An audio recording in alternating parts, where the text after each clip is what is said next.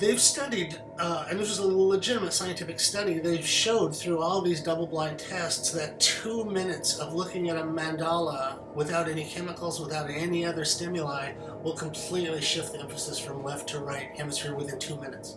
That the point of these mandalas, and the colors and the geometry and the synthesis of everything, it's like TV before TV, only TV that is good for you, that it literally, you just sit and stare at your mandala and everything shifts.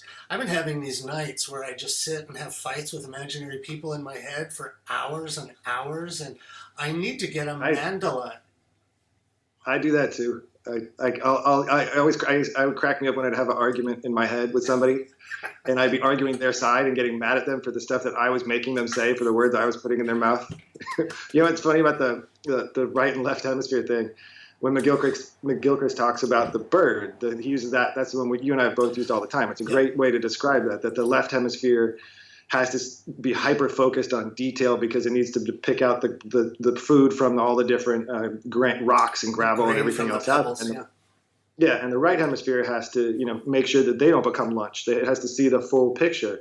One of our chickens, the pecking order is real. The chickens are brutal to each other, and one of our chickens, she has her right eye got pecked, and she's never. It's always been bad. And it's pretty much she doesn't have use of it anymore. So she's just seeing through her left eye. So it's just her right hemisphere.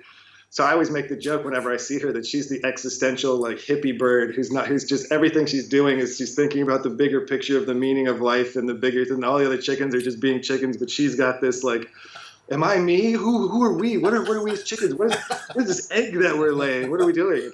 Every time I see her, I feel sort of bad for her because I'm like, she's only got one hemisphere that's intaking Hilarious. information.